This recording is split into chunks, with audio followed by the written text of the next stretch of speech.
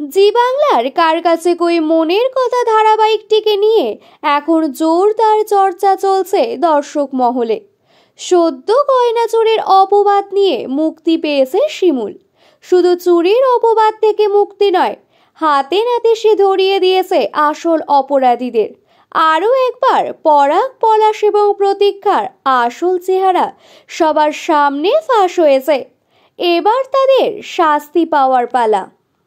সবকিছু মিটমাট হয়ে যাওয়ার পর শিমুল আবার তার শ্বশুর বাড়িতেই থেকে যাওয়ার সিদ্ধান্ত নেয়।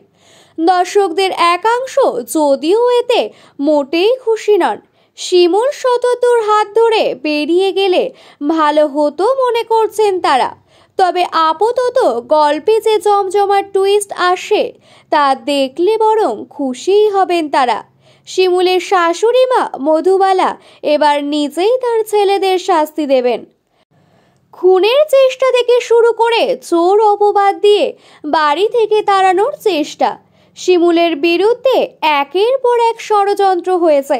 আর এই সব কিছুর পেছনে রয়েছে পরাগ ও পলাশ। এদিকে সব সত্যি প্রকাশ্যে আসার পর মধুবালা কোনো রকমে শিমুলকে বাড়িতে আটকে নেয়। তবে ছেলেদের প্রতি দুর্বল নন তিনি।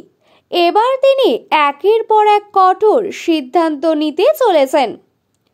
মধুবালা এরই মধ্যে প্রতীক্ষাকে জানিয়ে দিয়েছেন তাকে এবার নিজের খাবার নিজেকেই বানাতে হবে, নিজের বাসন নিজেই মুছে রাখবে সে।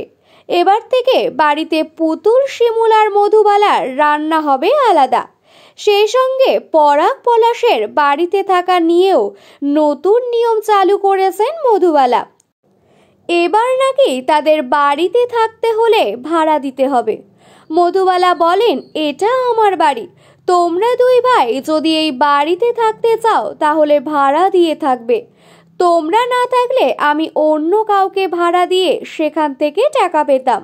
আর তোমরা যখন নিজের মা দিদিকে খাওয়ার টাকা দিতে চাইছো না, তখন তো তোমাদের এই বাড়িতে ভাড়া দিয়েই থাকতে হবে। মধুবালার মুখে এই কথা শুনে পরাগ, পলাশ নিজের কানকেও বিশ্বাস করতে পারে না। সেই সঙ্গে শিমুলও বলে দেয় পরাগ টাকা দিতে বাধ্য, কারণ এই নিয়ে তাদের মধ্যে লেখাপড়া হয়েছিল। যদি এখন পরাগ টাকা দিতে অস্বীকার করে তাহলে শিমুল অনেক বড় পদক্ষেপ নেবে। মা এবং বউয়ের ভয়ে কার্যত তটস্থ পরাগ। সেই সঙ্গে পলাশ এবং প্রতীক্ষাও পড়েছে জোর বিপাকে।